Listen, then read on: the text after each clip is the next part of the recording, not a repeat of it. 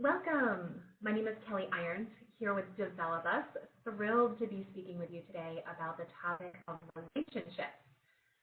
Whether we know it or not, or whether we acknowledge it or not, we are all in relationship all day long, every day.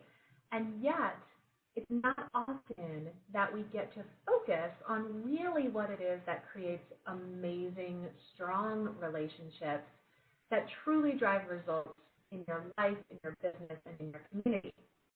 So we're going to be looking today at 4 elements of really creating grade A relationships and those high performance commitments that you can make to each other through the way that you interact and the way that you are aware of other people and acknowledge other people and hold yourself accountable and create a space where people can really show up as their whole selves and their authentic selves. And all of these things add up to some really big differences. So we're going to walk through those 4 different A's that result in bringing your A game to critical relationships. But before we do that, this is all based on a premise that in order to create strong relationships, it really has very little, if anything, to do with the duration or the proximity. So the depth and the strength of a relationship isn't determined at all by how close you've been to someone or how long you've been in a relationship with that person. Let's face it, we all know those people that we work with or have worked with in the past where we may have sat in a cubicle next to them for the past 10 years every single day of our work life. And there is no way we would invite that person to our wedding or even have them speak our eulogy. And yet there's other people that we meet and we connect with almost instantly. Think about Speed, the movie with Sandra Bullock and Keanu Reeves a number of years ago, where they fell in love after just 60 minutes of a really intense emotional experience trying to stop a bus from exploding from a bomb being on it, if you remember that movie from, I think it was the mid-90s. So the depth and strength of a relationship is not determined by the duration or proximity. So what is it determined by? Well, we've developed these 4 A's that result in bringing your A game to critical relationships. And it's a bit of a play on words. So just a little backstory here. If you think about the word relationship, it starts with that prefix re, meaning to relate again. The prefix re, as you know, relax, rewind, regress, repeat, rework. It means to do something over and over and over again. And so the question that I pose to you is, are your relationships on repeat? Are you doing the same thing over and over again in your relationships and expecting a different result? Because we all know that that's the definition of insanity. So instead, I would suggest to you that you think about transforming that relationship into a real relationship. And if you look at the linguistics here, the only difference is that we've just dropped a letter A right into the middle. And that's what makes the transformation. So that A stands for 4 critical things that I alluded to just a minute ago. We'll talk through awareness, acknowledgement, accountability, and authenticity. And we'll look to redefine those here over the next 45 minutes or so. So thanks for joining us. Let's get started. The first topic that we'll cover is the topic of awareness. Now, as with any great course, we're going to start with a definition to make sure that we're all on the same page here. But the standard definition for awareness, if you look it up in the dictionary, is the conscious knowledge of one's own character, feelings, motives, and desires. Now, we didn't really like that definition too much. It didn't really capture the essence of what we were going after. And we tend to think of awareness as a little bit deeper than just character, feelings, motives, and desires. So our definition here at developUs is about the ability to recognize your behaviors, thoughts, and emotions, and to conduct a real-time analysis of how they impact other people. So awareness for us isn't just being aware of something, but it's the ability to self-monitor and to do something with that information. So when we talk about this idea of awareness, we also don't look at it just from the perspective of self.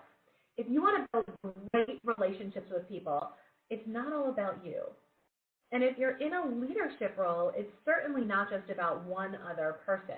Potentially it's about an entire team of people. So we look at awareness from the lens of self-awareness, other awareness, and team awareness. So first and foremost, where does self-awareness come from? I'd like to share just a really quick story with you that really highlighted where a lot of this work comes from. So many moons ago, I ran a large talent management department, or a small talent management department in a large organization.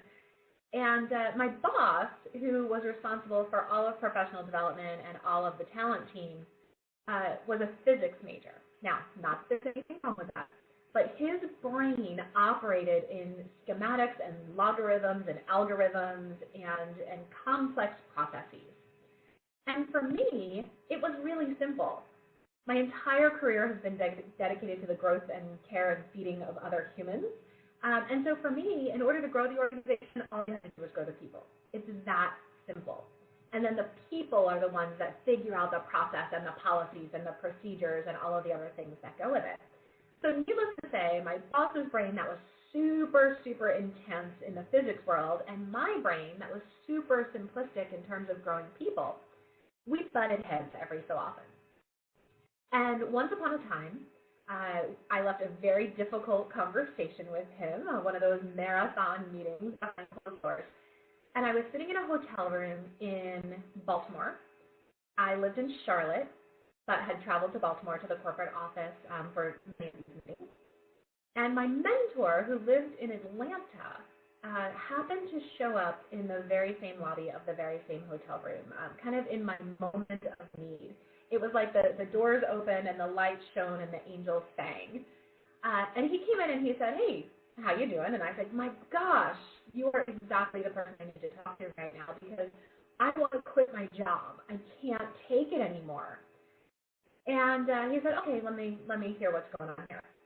So I ranted and raved about my boss and how everything was crazy and it was broken and he had no business leading the team and he couldn't think about the people. It was all about building these over-engineered complex processes. And needless to say, I was not my best self. And so my mentor said something to me that was incredibly impactful. And after I ran myself out of steam and vented, he looked at me and he said, "Kelly, how is it that you could give him that feedback in the spirit of caring instead of the spirit of judgment?" And I thought, wow, hold on, I've got to let that settle into my bones here for a minute. How could I give the feedback in the spirit of caring instead of the spirit of judgment? And that statement alone has lived with me for more than a decade at this point since we've been doing this work.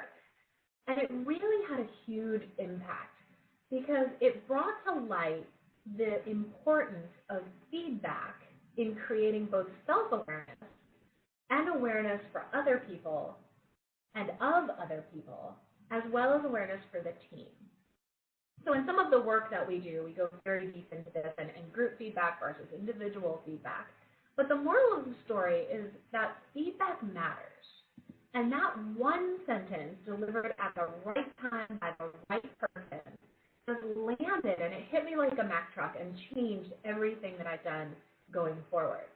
Now, the problem is that not all feedback to create self-awareness is given by the right person at the right time, in the right place, with the right words. But here's what I want you to consider. Feedback is everywhere. It is all over the place. We're getting it almost constantly. And even if it's not wrapped perfectly, feedback really is a gift. And what I want you to remember about this in particular is that people wouldn't share it with you if it didn't matter or they didn't care. And so I'd encourage you to think about how you hear feedback and how you respond to feedback, in addition to how you give feedback in a way that helps build relationships. So how do you build this habit, right? How do you shift that natural wiring that we all have to say, oh, I don't believe that person, or oh, they're in a bad mood, or oh, no, there's an excuse for what I did, and just say, wow, what's going on here? And thank you for telling me.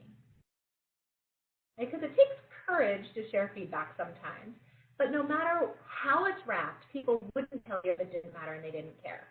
So the question is, how can you get more feedback that matters? And the best advice that I can give you around this is just to get curious. So I'll share another quick story with you about this, this time about my husband, who knows that I talk about him in all of these sessions. He's a very good sport about it now. But you really do need to get curious. So in my role as the CEO and president of developUs, I travel quite a bit. I hit all the national trade shows. I'm on client sites. I travel almost nonstop, it feels like sometimes. And particularly for my husband, who is a parent of two, single parent of two, when he's home by himself. And one day he came to me and he said, you are never here. And I said, well, that can't be true because I'm here right now. So never can't be true. And he said, well, you're never here, you're always gone. And I said, well, I can't always be gone because I'm standing here right in front of you now. So I can't always be gone if I'm here right now.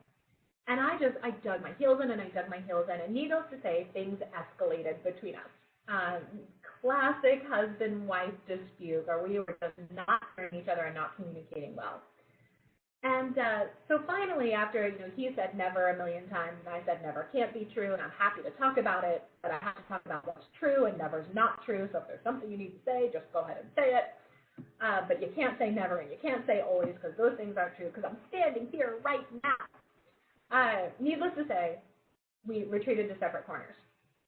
And because I was convinced to prove him wrong, as opposed to getting curious and hearing the feedback that he was trying to give me because something mattered and he cared about it, I stormed off into my home office and I opened up my laptop and I brought up my calendar for the past 12 months and I took the time to count every single day that I had been on the road for the past 365 days. So defensive, defensive, defensive me. And I stormed back out and I said, just for the record, I was only gone for 89 days last year. That is less than 25% of the time. So don't tell me that I'm never here or I'm always gone, because I'm here 75% of the time. And needless to say, that did not go well. And off to our separate corners we went again. Coincidentally, I had to catch a flight that day, which I think may have been times that triggered this conversation. And sitting on the plane flying, I think I was going to California, so I had lots of good travel time and quiet time and everything to think about this. But sitting there, I thought, okay, Kelly, you know better. What just happened? And so I got curious. Why would he say, I'm never here? Why would he say I'm always gone? And then I realized, wow, maybe it feels like I'm always gone. Maybe he misses me. Maybe it's hard taking care of two kids by himself as a single parent. Maybe he needs some support. Maybe he's missing connection. Maybe that's why he's saying that. And then I felt bad, right? I felt like a terrible spouse at that point, like I owed him an apology. And so it created this level of awareness in me that maybe I didn't handle that so well, and maybe there was a different story I could have told myself about what was happening, one that was more compassionate and more empathetic. So I had to go home and, eat crow a little bit, as they say, and I had to acknowledge what happened. And so the acknowledgement is the second piece of this.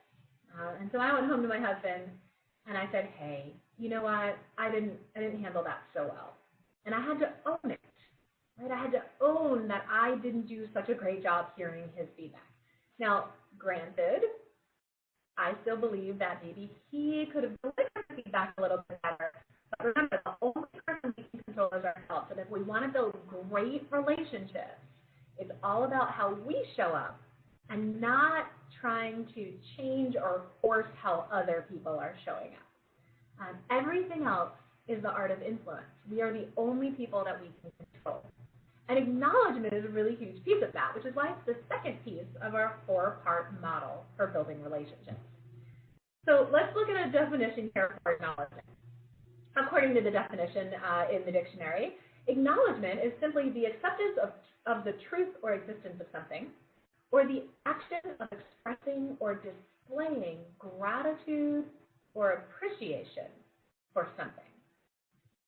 And not unlike the awareness piece of this model for building relationships, we look at acknowledgement in 3 different ways. So we'll look at self-acknowledgement, we'll look at acknowledging others, and we'll look at acknowledging the team when we go really deep into this work. So we're going to start with the self piece because, again, you are the only person you can control, and everything else is the art of influence successfully executed. So if we were to look at our own definition, the developUs definition for acknowledgement, this is about the ability to own both your slips and your shines. So you got to own when you screw up, but you also have to own when you sparkle. And learning to be comfortable with both of those extremes. Hey, I messed this up, and hey, I did this really well.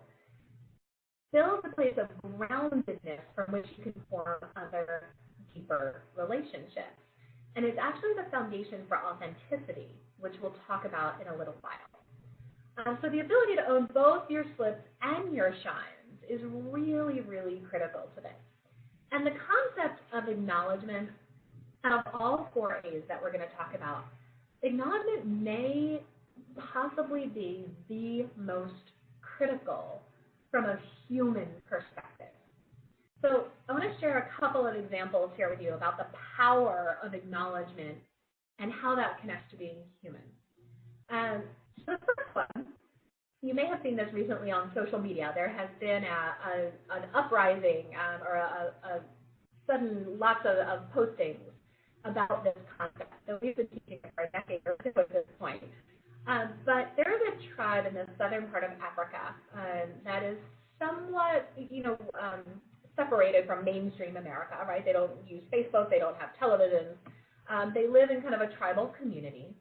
And one of their customs is that when a person enters the room, they're greeted with a greeting that is sawubona. That's what they say. And sawubona's translation is, I see you.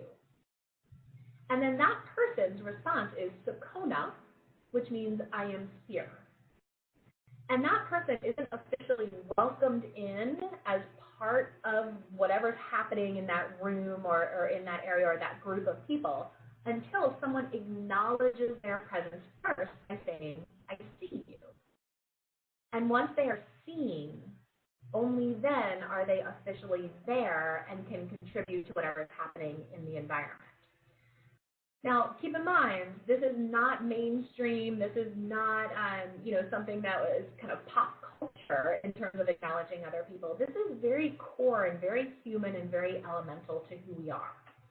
Another example is attachment disorder. My background is in psychology. I used to run mental health facilities way back in the day. And so I have a big lean to the way the brain works and human emotion and psychology and how those things are connected. And attachment disorder is one of those things that starts out very, very, very young in children. And if not treated or compensated for over the course of time, it can evolve into some pretty serious things. Oppositional defiant disorder, antisocial personality disorder, some things that probably are not well received in terms of being in relationship with other people in the communities around us. So attachment disorder, one of the treatments for it is just to make eye contact. It's very, very simple. It's just the ability to connect with another human through looking at them directly in the eye. And I've got a picture here of a baby drinking bottle because as a new mom, when I had my first child, I had 2 rules in our house. The first rule was you wake her, you take her. If that baby is sleeping and you wake her up, she is all yours. The other one was if you wanted to feed my child, you're more than welcome to. I'm happy to have the help, but you need to make eye contact while you do so. because that act of making eye contact through feeding of children creates this muscle memory humanness that connecting with other people to survival. And as humans, we would not survive out in the forest by ourselves. There's a reason that we live in community, and there's a reason that we live in connection with others. So this idea of acknowledging a baby by making eye contact while feeding them is actually a prophylactic to things like attachment disorder. And in some of the more radical treatments for attachment disorder, the regression treatments go back to doing things like cradling older children or even grown-ups in your arms and making eye contact as if you were feeding a baby. Now, some of that people think is a little bit too far out there, but it speaks to the human nature of connecting with other humans through eye contact. And that's the most powerful way that you can acknowledge another person, is to look at them directly. You don't even have to say words.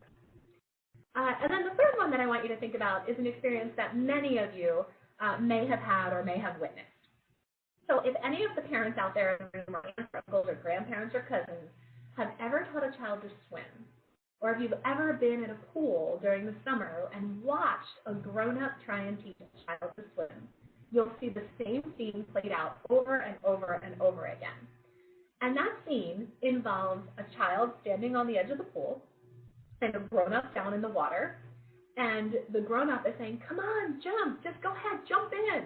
And the kid on the side of the pool is backing up and curling up their toes and caving in and saying, "No, I don't want to, I'm scared." And the parents almost always say the same thing. They say, "Don't be scared. I'll catch you. There's nothing to be afraid of." And the kids say, "But I'm scared. I don't want to jump. I'm scared." And they back away and back away.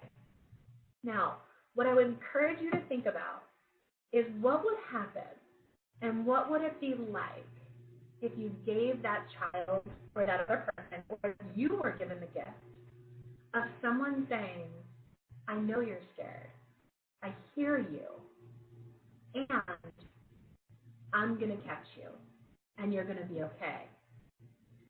This idea of acknowledging where people are in their thinking process, in their emotional state, whether it's their fears or their joys, acknowledging and I hear you is incredibly powerful. And so often we just say, no, don't feel that way. And all people really want to do is be acknowledged.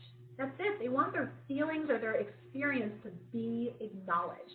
And the ability to get out of what's happening for you and to go to where that person is and say, "I hear you," is incredibly powerful.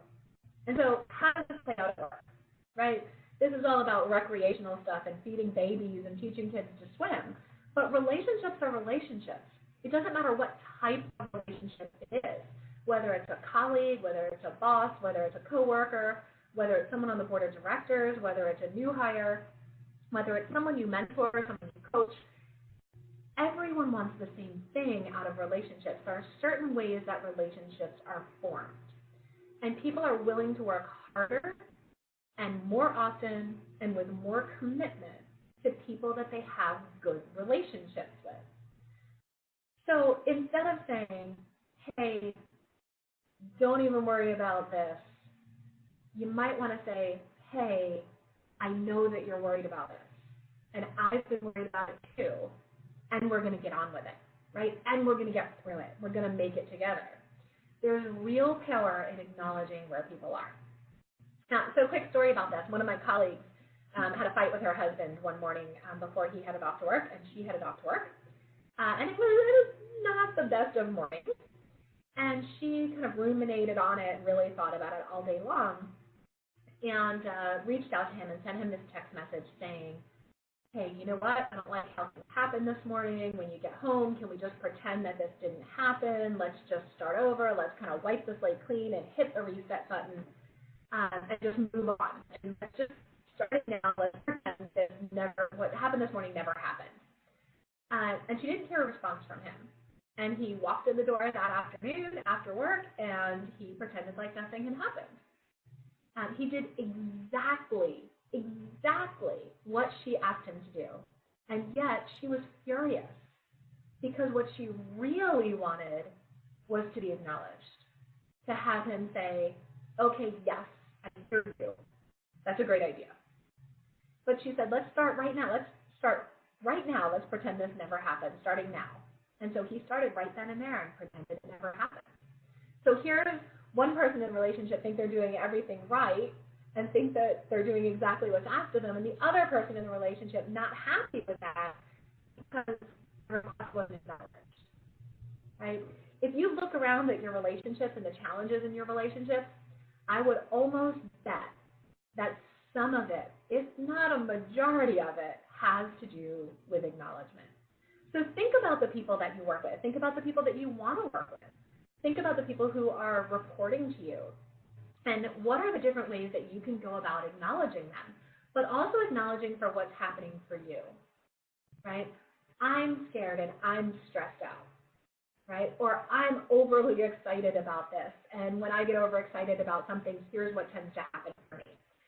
Acknowledgement is really what brings awareness to life.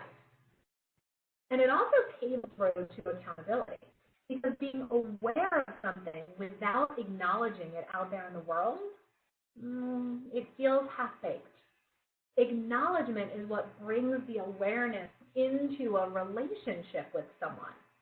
And as this slide says, it does pave the road to accountability too. We can't hold people accountable for what they're not acknowledging. And you can't be held accountable for what you're not willing to acknowledge.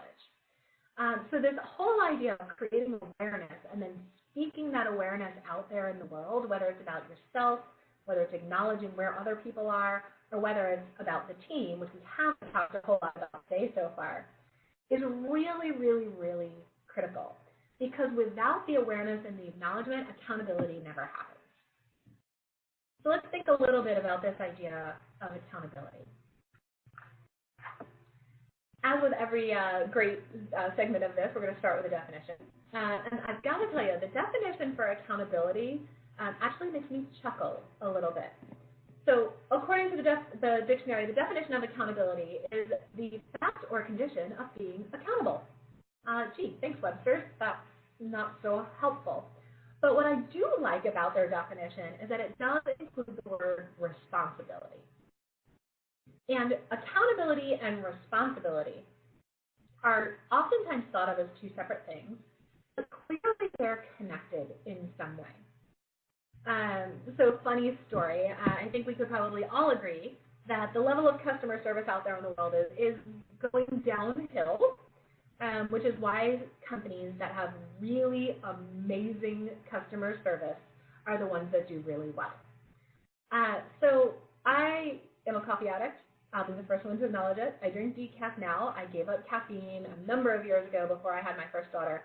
I just never went back to it because the headaches of coming off of caffeine were just too much for me to deal with. So I still to this day drink predominantly decaf, and every morning I drive through Dunkin' Donuts drive-thru and I get a cup of large decaf hot coffee with extra milk. So there's a little fun fact about me.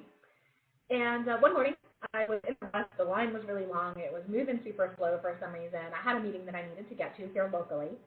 And when the gentleman or the young man at the counter handed me the coffee through the drive-thru window, I could tell immediately that the coffee was cold. And so I kind of opened it and, did a little sniff check, didn't feel any heat coming out. And so I turned to him and I said, I don't have time to wait for another cup of coffee at this point, but just so you know, the coffee is stone cold. I don't think your burner got turned on. And he said, well, it wasn't me who made it. And I thought, control yourself, take a deep breath. And so I grounded myself for a brief minute, and then I said, nope, he's going to get a little dose of kelly.irons this morning. And so I said, I wasn't asking you to be accountable for it. I was asking you to take responsibility for fixing it for the next person. And this whole idea of accountability For so many people, it means they're in trouble, or they're taking the blame, or that it's their fault. And by giving him the feedback, right, that the coffee was cold, I was hoping that he would just take responsibility for fixing it, which is why I love this definition of accountability. Because for us, accountability really is something that breeds responsibility. It's about being a catalyst for not just responsibility, but also for results. So this whole idea of accountability is really, really, really important. And I think the term accountability has been given a bad name over the years. And we think about performance reviews in organizations, and we think about goal setting that happens maybe once a year if we're lucky. And when things go wrong, there's sort of a finger shaking, I'm going to hold you accountable for this, right? Or you're accountable for these results. And it's usually spoken in a way that means if something goes south, you're the one I'm coming after, right? You're the one who's going to be in trouble for this. But really what I want you to start to think about accountability as meaning is not so much that you're in trouble and going to be yelled at, but that you matter and the work that you do matters. But we can't get that shift from the old paradigm around accountability without first being aware of what's happening and acknowledging what's happening. And also acknowledging why it matters and why it's important. So think about it. Some of you out there who are listening to this call may be members of Weight Watchers. Weight Watchers is, and has historically been, at least, the most successful weight loss program around the globe. And the reason that they're so successful is about accountability. There's a whole tracking mechanism that works, and you get notifications if you're doing well in tracking, and you get notifications if you're not tracking to help build responsibility for your own awareness and acknowledgement about activities and eating patterns. They also have weekly meetings. Now, a lot of this has moved online, but historically, Weight Watchers weekly meetings were things that you showed up to live. You came into a room with other people, and you got on a scale at the front of the room. Now, it wasn't necessarily, the weight wasn't broadcast to the entire room and acknowledged in that way, but there was some sense of accountability that every week I'm going to check in on this progress. And people lost more weight with Weight Watchers than they did with any other type of weight loss program out there. It tied responsibility to results. And they did that through really great accountability. Now, think about the contrary to that, where we come into an organization and we're given goals at the beginning of the year, and we may hear absolutely nothing about them for an entire year. If we set goals and we don't hold people responsible for them or hold people accountable for making progress, how much do those goals really matter? If I set a goal for myself that says I want to work out 3 times a week, or I want to read 1 business book a month in order to continue my self-development, and I tell my best friend, or I tell my boss, or I tell my coach or my mentor, and they never follow up with me, and they never hold me accountable by saying, hey, I thought you said you were going to do that. What's up? What's getting in the way? Does my goal really matter to them? Probably not. Accountability and responsibility means you matter. It means that you are important, your goals are important, and the work that you do is important. And so you're setting goals for people out there in the world, these people you have relationships with, and you're not framing it in a way that helps people understand that they matter, and you're not following up with them in a way that breeds accountability and responsibility for the results, then it sends the message that they don't matter or that their work doesn't matter. And there's nothing that we as humans want more out of our relationships than to know that we're important to someone, that we know that the work that we do matters and that we matter and are important. So this whole idea of building accountability around the paradigm shift from being in trouble to being important to someone, or the result being important, is huge in terms of how people feel connected to us. It's absolutely imperative that if we want people to feel like they matter, we've got to hold them accountable and help them build responsibility for things. It's the only way to get to great results, not only in your relationships, but also, in the results that you find at work. People want to work for people who acknowledge them and people who hold them accountable in a way that's driven from a place of importance as opposed to a place of punishment. So you, shocker, since we already said that you are the only person you can control and everything else is the result of influence successfully executed. This won't come as any surprise, but you are your best leadership development opportunity.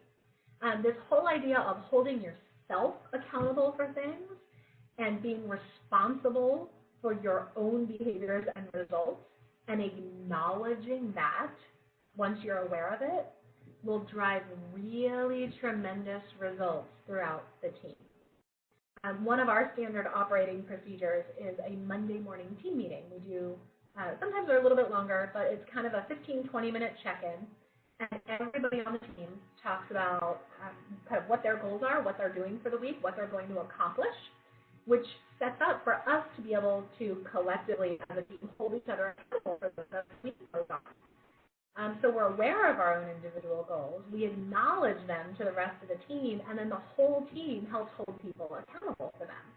And it drives some really impressive results with us. But even though I lead the organization, I'm not exempt from that. I state out there to the world what my goals are for the week, and sometimes they're financial balance sheet, cash flow curve analysis things, and sometimes it's business development stuff, and sometimes it's chip it in with client delivery. And everything in between. But my goals are acknowledged and put out there, and that way people can help hold me accountable for them too. So we are our own best leadership development opportunity. Those of you who are leaders and running teams out there, if you can't hold yourself accountable and acknowledge both your slip-ups and your shines as it relates to the things that you're committing to doing, makes it really hard for people to connect with you in a way that will let you do that for them. So take yourself truly as your own best leadership development opportunity. Last but not least, this idea of authenticity. This is a little bit more difficult to kind of put into something that is tangible, right? Authenticity is that thing that it's sort of out there, but it's really hard to touch and to define. But we're going to give it a shot. So the standard definition of authenticity, albeit another terrible one, is the quality of being authentic. And so that doesn't really tell us a whole lot. What we'd like to think of is the ability or the degree to which someone is true to their own personality, their own spirit, their own character, despite external pressures. So how true are you to your core, despite what's going on out there in the world? And that might be you being authentic, but people may not recognize you as being authentic unless you're aware of that, the who am I at my core, but unless you acknowledge it as well, and unless you hold yourself accountable to that. One of the things that I think I bring fairly well into the world and is kind of true of my authentic self is the ability to listen really well to people. I think it's what makes me a great coach and has served me well through my coaching certification and coaching practice. But every once in a while, I act a little bit out of character, right? And I act kind of outside of my authentic self and my true love for listening to other people. And people will call me out on that. And that's okay, because feedback is a gift, and people wouldn't tell me if it didn't matter and they didn't care. But I'm aware of the fact that when I'm under stress, I might not be as good of a listener as I would be under other circumstances. I also acknowledge that, like, hey, I'm under stress right now, and I'm probably not doing as good of a job as I could be, but let me know if I'm not serving you well, right? Let me know, call me out on it, hold me accountable, make me responsible for getting back to what I know is right and who I really am. So all of this awareness and acknowledgement and accountability, it's all kind of rolled up into this stuff that then creates the ability to not only be authentic, but to name it, right, and to kind of give it life, but also to make it something that other people recognize about you and other people respect about you. So this idea of being true to your own personality, spirit, or character is really what we would consider authenticity. And now, in only 45 minutes, there's only so far we can go with this, but this really captures the essence of it, but there's a whole lot more to that. And so the idea is, how do you create a work environment where you can bring as much of your full self as you want to work, as can other people? Right? How do you create a space where it's okay for other people to bring their whole selves to work? And then if you look at it from a team perspective, I'm going to give you 4 questions that I want you to think about that will help you figure out truly, authentically, who are we as a team? So I'd like you to think about why someone would even want to work for your company. So why would someone want to come to work for whoever your employer is? What is it about them that would make another person want to come to work for them? And once you've identified that, I want you to take a look around and say, where do we see evidence of that kind of out there in the world, right? Where can we see that quality showing up in the people and the processes and the practices and the procedures, wherever it may be? So for example, if you wanted to create, if one of the founding premises or the founding beliefs of your company is that they want to create a place where everybody loves to come to work, right? We could all aspire to work for an organization like that. Where do you see evidence of that, right? How do they make it known? And what are they actually doing that means they really want everyone to love coming to work? Can people decorate their own offices? Do they have amazing coffee? Again, that's my love language, in the break room. Do they do family fun days, and so people can bring their families or their kids to work at particular times? Do you allow dogs in the building? That's something that's really important to people. People love going to work where they can bring their dog if they have their dog. Other people, not so much.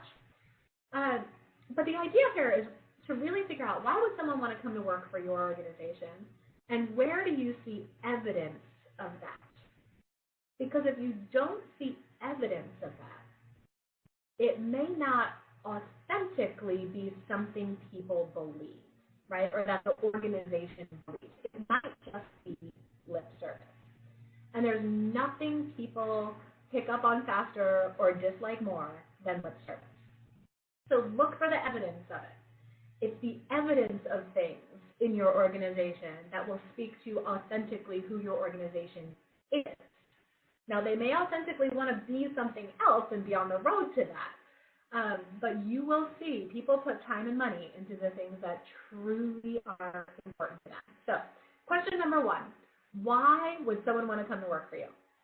Question number 2, why would someone want to work for you?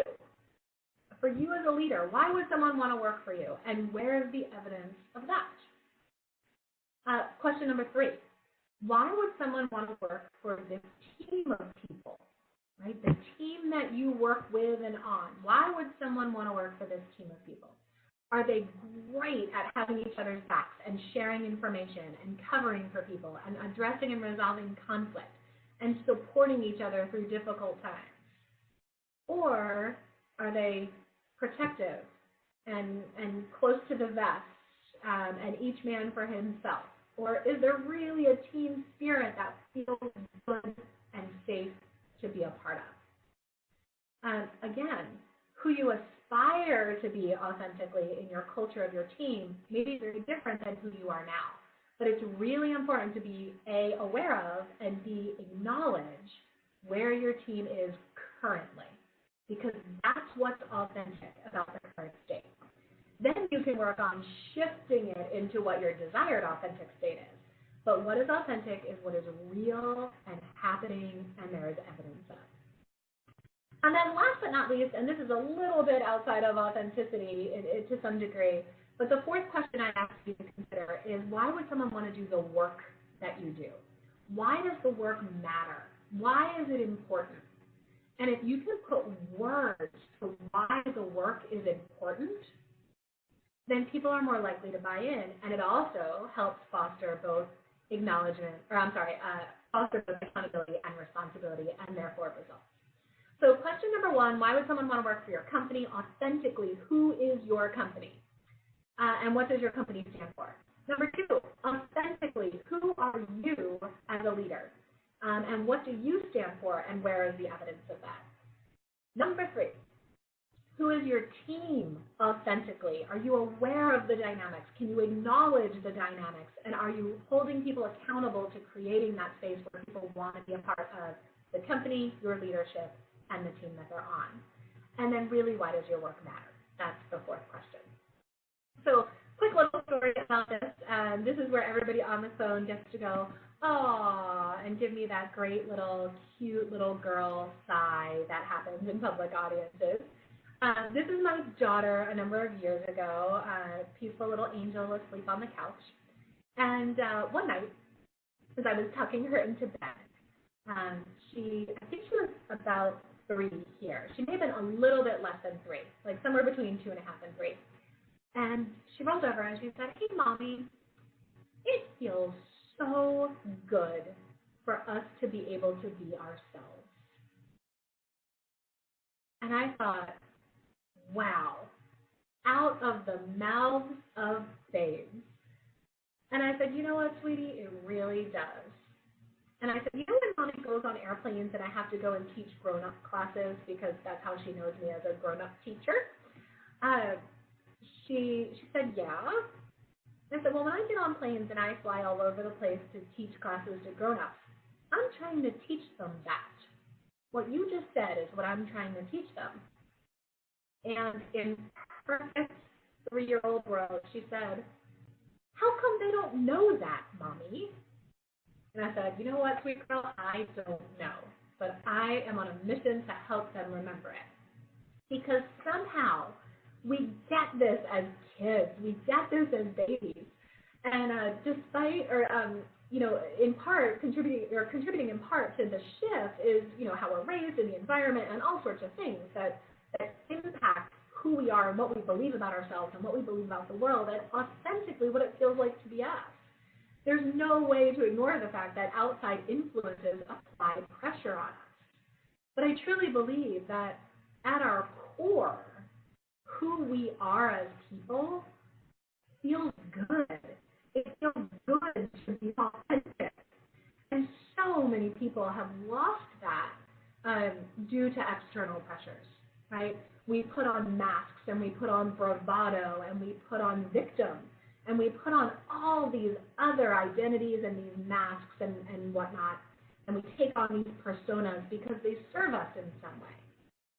But I believe it was Dr. Phil who said, and apologies to Dr. Phil, should you ever watch this, I may be misquoting you, but I believe it was Dr. Phil who said something to the extent of, there is no greater service that we can provide to another human than to make it safe for them to be who they are.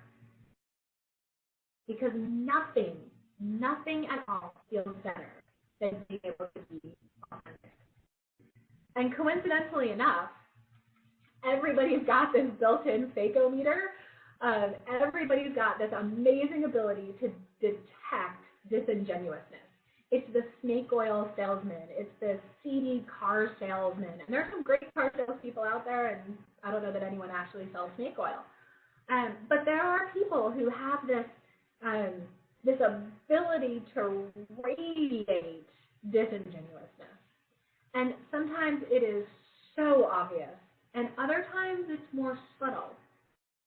But we all have this innate ability. It's built into the back of our brains from a neuroscience perspective.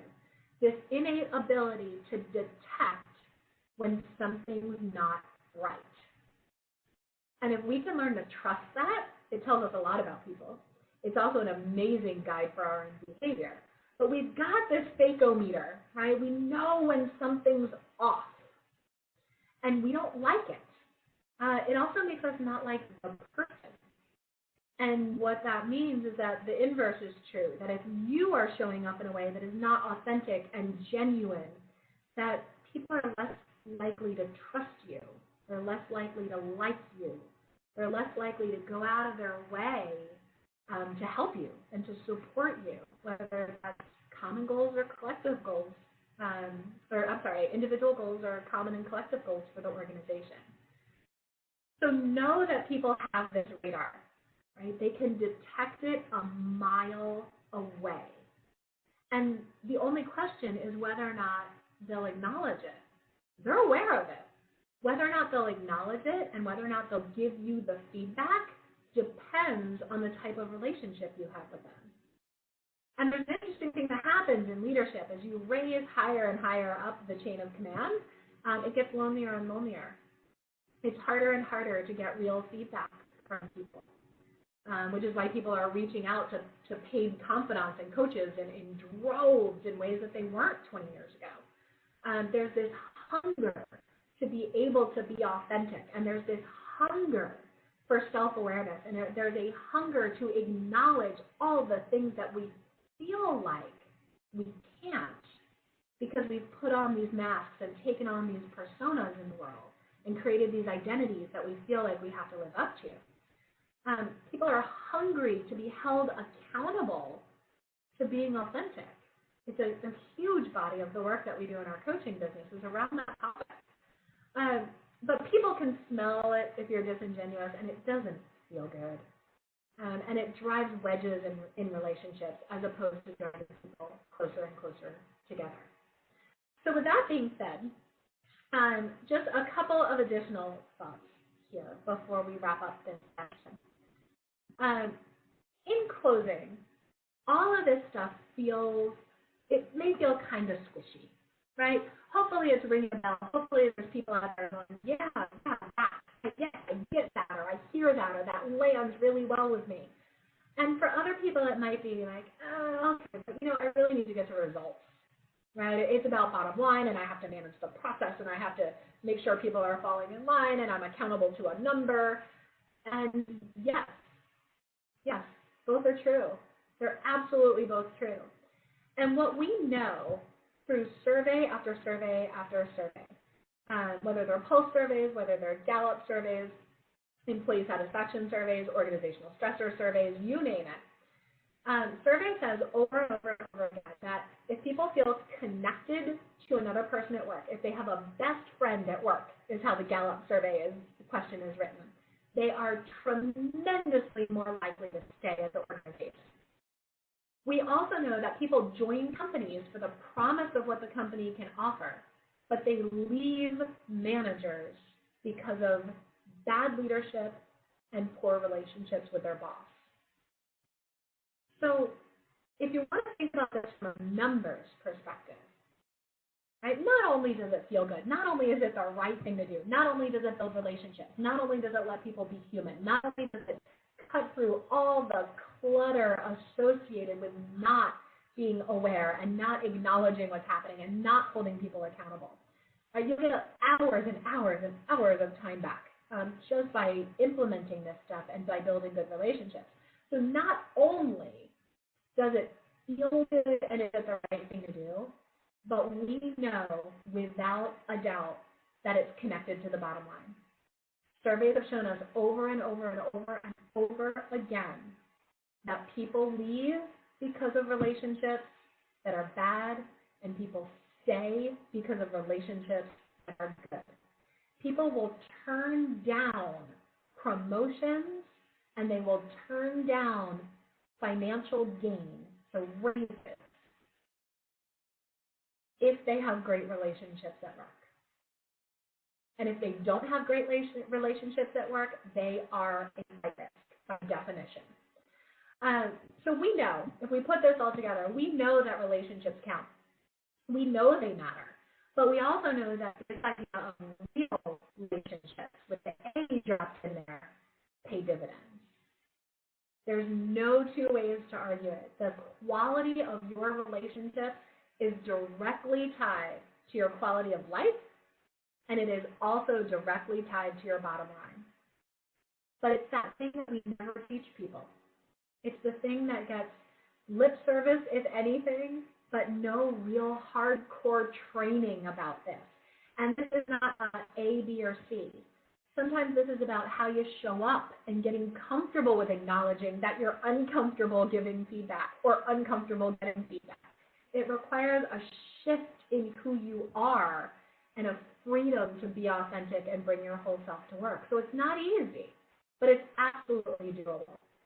And it starts with you. So I encourage you, as we come to the end of this session, to think about what is it that you're aware of that maybe you haven't acknowledged. Whether it's something about yourself or something about your team or something about someone else on your team. What are you aware of that you haven't acknowledged? Did someone give you feedback that in thinking about it, you can hear the message now, you can find the gift? Do you owe someone feedback that you haven't given them yet? And is that something that you could go back and acknowledge and have that conversation? Imagine what it would be like to say, hey, you gave me some feedback the other day, and I don't think I heard it at the time, but I'm hoping we can talk about it again because I want to hear it this time. I want to hear you, and I want to acknowledge that. Think about going to someone on your team and saying, I screwed up. I owe you some overdue feedback, and I want to clear the air on this, right? I owe this to you because you matter and you're important. Think about what that does for the dynamics of the relationship, as opposed to waiting until performance review time and just scoring them a 2 instead of a 5 and saying, well, you didn't get it done. Think about how that changes the dynamics between you and the people that you work with. Think about the ways that you can hold yourself accountable, hold other people accountable, and let other people hold you accountable, even if you're the one in charge. And think about ways you can hold the team accountable for individual contributions to the team and for team collective success. And then think about this idea of authenticity. Who are you? Who really are you if there were no pressures to be anyone else? I have a girlfriend who is on her 3rd marriage. She's in her early 30s and in her 3rd marriage. And she's been married and then married and then married with no time in between. Left one for the other, as a matter of fact. And I asked her a number of years ago, I said, what would you do if you had a whole day to yourself? And she said, I have no idea. And I asked her because she takes on the personality, right, or takes on the loves and the interests of everyone that she's with, right? And so she's moved through different sorts of huge passions in her life because she's just absorbed them from her current husband. And I said, what would you do if you didn't have a husband to tell you what to like? What would you do? Like, who are you without any outside influence? And that's a really tough question for a lot of people to answer. It's something that I ask myself, right? Who am I if I didn't have to be a CEO or a president? Who am I if I weren't a coach? Who would I be if I weren't a mom? But the truth of the matter is that those things make up who I am, and I've chosen all of them, and I love all of them, and I get to be my best self in all of them, and it feels great. So that's what I want for other people when you think about authenticity, right? Who are you? Who are you if there weren't any other pressure to be someone else? And then what's causing the something else? And how's that serving you? Or is it serving you? So if you could bring this stuff to work, this idea of awareness and acknowledgement and accountability and authenticity for yourself, for other people, and for your team, there is no way that it won't drive results. There's no way. The question is just, how do you get there? Right? So hopefully this is a great starting point for you. Hopefully it's given you some really good things to think about. I'm going to put some contact information up here on the screen to share with you. So that's me. My email address is there at the bottom of the screen. My phone number is there as well. You're more than welcome to shoot me a note, send me an email, let me know what your questions are. I'd be happy to carve out some time and just have a conversation with you if you're interested in that. Feel free to send me a text message. Oftentimes I'm in meetings and are client-facing or traveling, so text messaging is a great way to get a hold of me. Though I am trying to bring back the lost art of the phone call as well, and it's really throwing people off. It's actually kind of funny. I will just pick up the phone and call a friend as opposed to texting a friend. But at any rate, that's all we've got for today. This idea of bringing your A game to critical relationships. All 4 A's are going to take your relationships much deeper, both in your personal life, in your communities, and at work, in a way that drives bottom line results for you. If you think about awareness, acknowledgement, accountability, and authenticity. It'll go way beyond using people's names and all the other neat little tricks that we've learned about building relationships out there. So thank you so much for having me. I look forward to hearing from you after this. If you have questions, you'd just like to chat a little bit or share your feedback about this, I'm certainly open to that. Email address and phone number at the bottom of the screen, and I look forward to hearing from you. Lead well and have a great day.